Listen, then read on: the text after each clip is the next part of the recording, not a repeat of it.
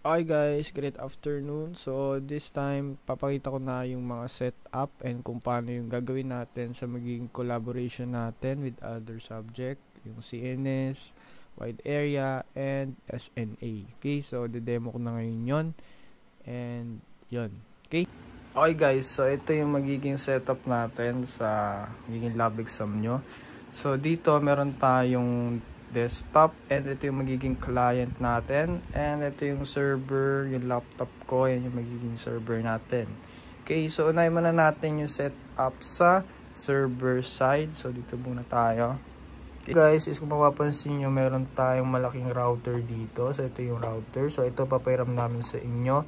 And then yung switch, so sa switch naman is alam ko may mahirap tayong switch sa tools room na mas maraming port kasi kung mapapansin nyo 5 ports lang yan and yung papagawa namin sa inyo is 15 to 20 PC, so hindi niya kaya yun. Okay, so proceed tayo dito sa mga port ng router. So unang-una meron tayong power, syempre ito yung power, syempre connected siya doon or saksak siya doon sa outlet. Ganyan. And then next is yung console. So para sa yung console. So yung console, from the word console, para mapasok natin yung terminal ng router or makapag CLI tayo or makapag-input tayo ng command. So itong console is nakasaksak dito, USB type yan guys. USB type to console. Okay? So yan. So nga pala magda-download, kailangan nyo mag-download ng PuTTY. Okay, para mapasok yung CLI ng router. So mamaya ituturo ko paano mag-install nun and mag-configure dun. Okay? And then ito yung switch ng router, yan. On and off lang yan. And last, we have interface. Okay? Ito yung mga interface. G is 0/0/0/1 and then sa baba 0/0/0. Okay? So syempre ito connected dun sa switch. Okay? So ayan. So, dito naman sa switch guys is ito. Yan. Punta sa router. Okay. Siyempre para makapag-communicate siya sa ibang mga client na connected doon and server. So ito naman is papunta doon sa client natin. Ayan. Okay. And then next is ito naman is for server natin. Okay. So bakit nga ba kailangan ng switch? Hindi na lang patch panel doon. Okay. So kailangan ng switch is syempre ang purpose niya is makapag-communicate sila sa isa't isa. Okay? So, for example, si client is nag-request siya ng DHCP ay ng IP address. Okay? Nga pala guys, yung router na yung magsisilbing DHCP server natin. So, instead na configure tayo kay server na DHCP server, mag-install tayo. Dito na po. Okay? Configure na natin sa CLI. Okay? Yung DHCP pool o yung range. Okay? So, for example, balik tayo. For example, nag-request si client ng IP address. So, syempre, dadaan yung message or request dito. Yan. And then, lalabas. Since may communication sila sa isa't isa, lahat ng connected dyan, for example, is lalabas dito kay UTP papuntang router. So, si router, mag-reply siya ng IP address, syempre. Yan. Pag ganyan, and pupunta doon kay client. At pagkarating na doon, syempre, meron na siyang IP address. So, yan. So, kaya kailangan ng switch. So, proceed na tayo, guys, sa client side. Okay? Okay, guys. So, dito naman tayo sa client side. So, dito, ang setup is merong patch panel. Okay? So, ito yung connected sa switch. Punta doon sa server. And kung mapapansin nyo, meron tayong UTP dito. So, ayan. Connected sa patch panel, and then yung female niya or yung likod is merong straight through, yan, papunta dun sa port ng client or ng system unit. Okay, so ganyan po yung setup. Ito nakaabang lang to. So ibig sabihin ang magiging setup niyan guys, since maraming computer, so may patch panel, ay may nakakonect dito, connect, and so on. Okay, so ayan. So, ba't hindi kailangan, or hindi pwedeng patch panel lang? So, sa patch panel kasi guys, or bakit kailangan may switch pa? So, sa patch panel kasi guys, hindi siya kaya makapag-communicate sa kabilang port. Kasi si patch panel, para lang siyang middleman. Okay? Or extension lang. Okay? So, yun lang yung purpose ni patch panel. Okay, so kaya kailangan ng switch para makapag-communicate sila sa katabi nila. Okay, or doon sa iba't ibang connect or sa ibang connected doon sa mismong switch device. Okay? Okay guys, so ito na yung first process natin, which is siyempre download natin yung PuTTY na app. Okay, so punta lang kayo dito sa URL na to, putty.org, and then ito, download PuTTY. So pag na-download nyo na guys, para lang install nyo, para lang siya nag-install na, para lang kayo nag-install ng ibang application. Okay? So pag na-install nyo na yan, eh syempre, open natin si PuTTY. Yan. And then, punta po kayo ng device manager sa control panel, sa laptop nyo. Okay? So, dito naman is, punta kayo ng ports and hanapin nyo yung kung anong number ng COM. Okay? So, COM3 nakalagay dyan. So, dito sa PuTTY configuration, click nyo po yung serial. And then, since COM3 ang nakalagay dyan, lagay po natin COM3. Okay? And then, open. So, dito guys is yan, napasok na natin yung CLI, okay, ni PuTTY. And, nga pala guys, is habang nagko-configure kayo nito, okay, so yung make sure nyo na yung router nyo is naka-off pa. So, ngayon, sa akin, sa likod ng laptop ko, di ba sa video, nasa likod siya ng laptop ko, so naka-off pa siya, okay. So, kapag na-open nyo na yung CLI, okay, so dun pa lang po natin i-open si router. Okay, so wait lang, videohan ko. Okay, so yan. Yan. Okay na yung configuration natin kay PuTTY. So, dito naman sa likod, yan yung router natin. Yan. Okay, so pagka na-open nyo na yan, yung CLI na yan, i-open nyo na po yung router. So, ito yung switch. So, switch nyo lang, switch on. And magbo-boot up na po si router. So, maririnig nyo, parang sasabog, di ba? Yan. So, hintayin lang natin. Okay, balik tayo sa recording. Wait.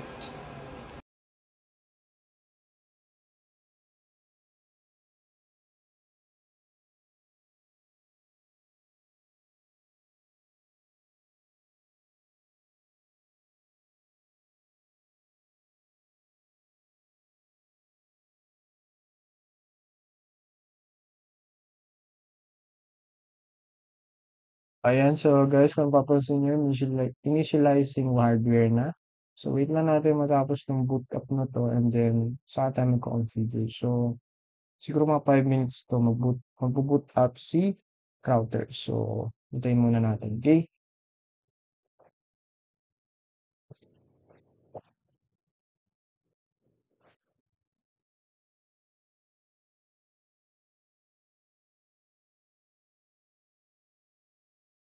Okay guys, so kapag andyan na or ito nyo na to, yung change state to up, meaning tapos na mag-boot up si router natin. Okay? So, muna natin gagawin siyempre, click enter. So, dito na papasok yung mga ginagawa natin sa laboratory natin sa wide area network. Okay? So, ang una, siyempre, enable. And then, check muna natin yung mga interface. Okay? So, int b. Ayan.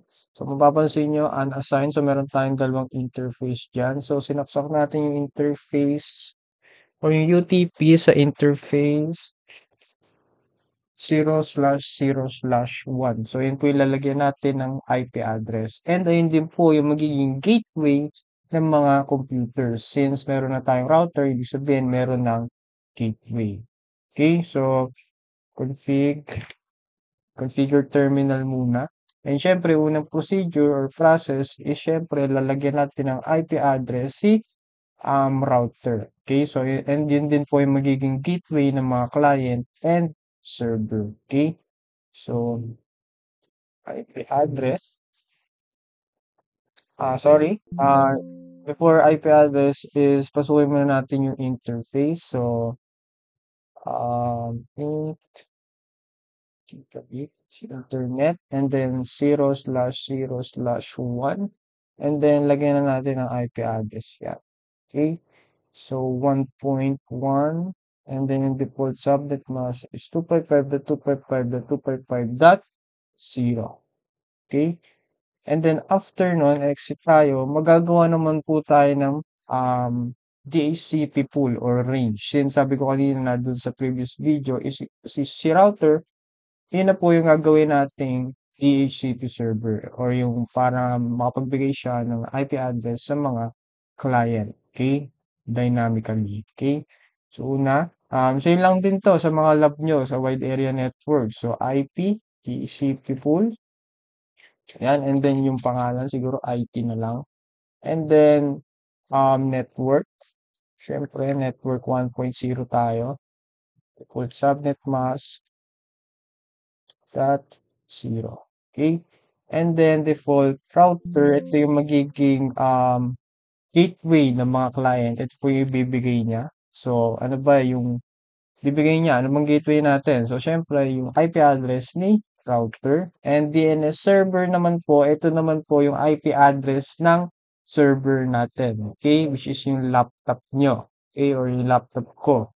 So, since may 1.1 na tayo, ano na yon? 1.2. Okay? So, doon kasi sa mga lab natin sa SNA, is wala pa tayong gateway doon. So, ang nilalagay natin sa server is 1.1. Since may server na tayo, or since may router na tayo, 1.2 na po yung ilalagay natin. Okay? Yan, 1.2. And then, exit. So, pwede tayong mag-exclude pala, guys. IP, DCP, exclude. So, ang exclude na lang natin siguro is 1.1 hanggang 1.10. Okay, so dapat ang bibigay nyo sa mga client is starting 1.11.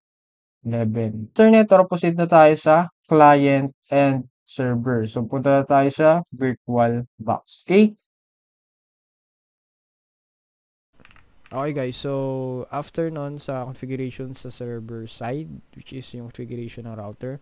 So punta muna tayo sa client guys. So dito meron tayong client. So open ko lang. Okay, so habang nag-boot up guys, is i-machine na natin to. Okay.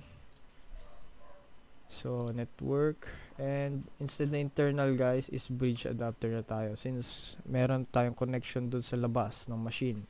Okay, so dito make sure nyo na for example may wireless, syempre laptop yung gamit nyo, syempre may wireless adapter yan. So make sure nyo guys na naka Realtek family controller, and then click OK. So pag bridge adapter guys, meaning nire-read niyang port is yung nasa labas ng machine or yung mismo port nung machine. Okay?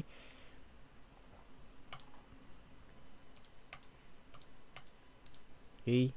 So, ayan. So, wait lang natin mag-loading to. Ayan. Okay. So, tapos mag-loading guys. So, try natin kung binigyan tayo ng IP address ni router. Okay. So, ayan. 1.11 and default gateway is 1.1.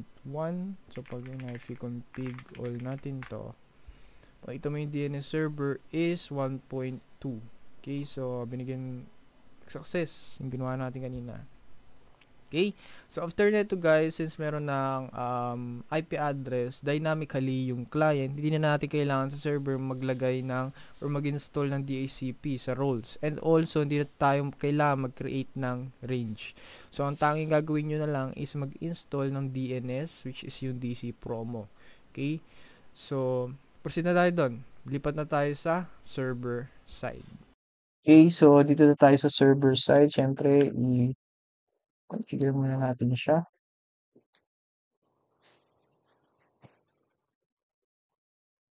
So, machine na natin, guys. Bridge adapter and family controller and allow all. Okay.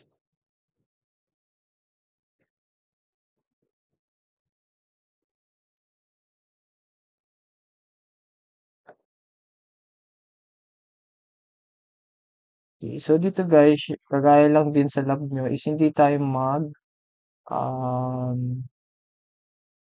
magda-dynamic IP dito. So static to guys. Okay, 192.168.1.2. Since that one is yung nasa gateway natin or nasa router. So default gateway 1.1 and DNS server is 1.2. Okay. Okay. Check natin ang firewall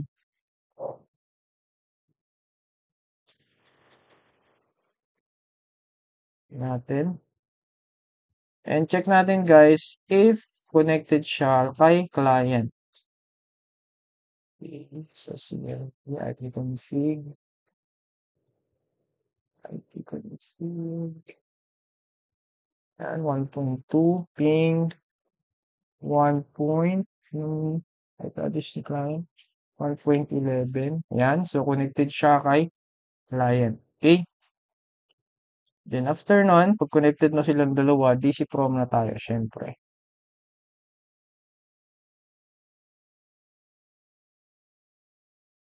Okay, so after yan guys, di na natin kailangan mag-add roles since meron ng DHCP provided by router. So hindi na natin kailangan mag-add roles dyan. Start na tayo sa client. So proceed tayo sa client, lipat tayo doon. Okay? Okay guys, nandito na tayo sa client side. So, since na-install na natin yung DNS o yung DC promo, nag-DC promo na tayo sa server side. Dito naman, hindi na natin kailangan mag DHCP or mag-create ng range since meron ng router. So, proceed na tayo guys sa pagsali sa domain. So, properties, change, and domain. So, check muna pala natin bago natin isali sa domain. So, uli natin si server 1.2. So, ayan. So, ibig sabihin, pagka connected na sila, papasok na to sa domain 100%. Ayan. Administrator. Ayan. 1, 2, 3, 4, 5.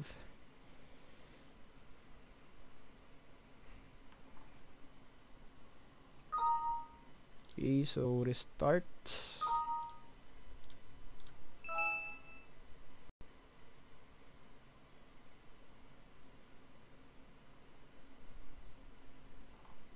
Then after mag-boot neto guys, is lipat ulit tayo sa server. I-install na natin yung remote desktop. So ang re-record ko pala sa inyo is magawa niyo yung remote desktop and then yung profile roaming. Okay?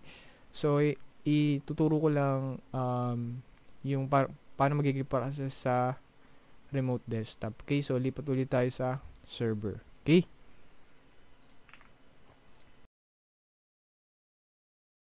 Okay, so dito ulit tayo sa server side. So dito naman guys, since sali na natin sa domain yung user or yung client. So syempre, hindi yun makaka-login since wala pa siyang user account or account. Okay? So dito create tayo ng account.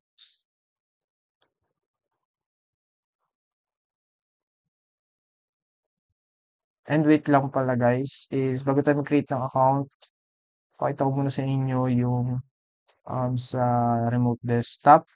So dito, syempre, pagka remote desktop, di ba, mag-add roles tayo. And then remote desktop and web server. Okay. Then next, and then remote desktop session host, install, and then remote desktop, web access. Then next, require level, network level, and per device.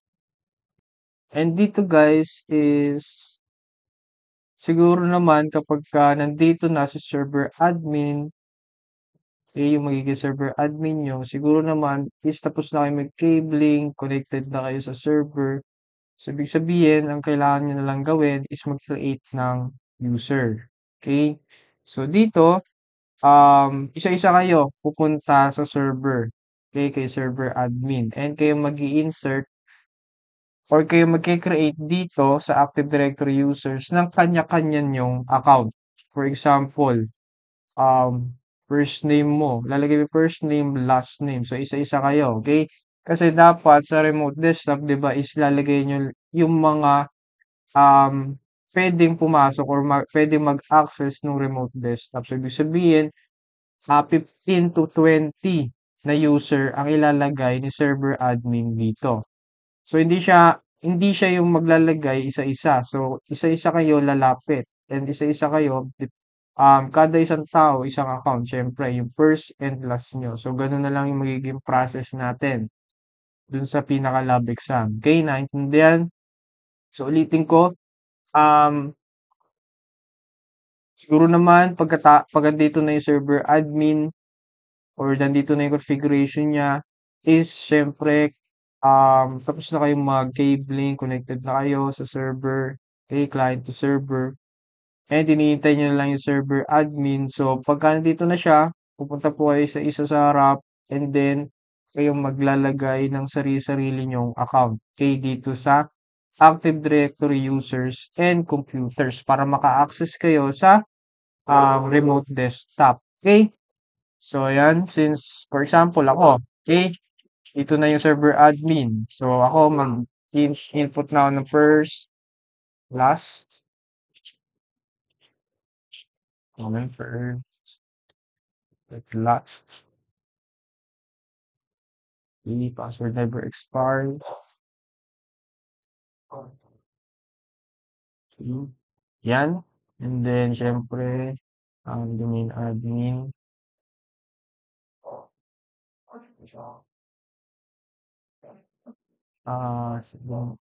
Set primary group, apply key. Yan. Okay? So, after ko, syempre yung sunod naman. And then yung sunod, and so on. Okay? And then, saka dito ilalagay ni server admin lahat ng account na yun. Okay? So, syempre, first, last, and then next, and then install. Okay? So, yun lang guys. After neto, syempre, um, i i-re-remote desktop nyo si admin kay kada client, guys. For example, 15 kayo, 15 kayo. So, isa-isa yan, guys, is magre-remote desktop kay server. So, dapat lahat gagana. So, ibig sabihin, magiging client. Si client is kukontrol rin niya si server. So, ganun po yung magiging process natin. And also, pakiaral din, guys, yung profile roaming. Since magpa-profile roaming din tayo dun sa pinaka-lab exam. So, dalawa yung requirements.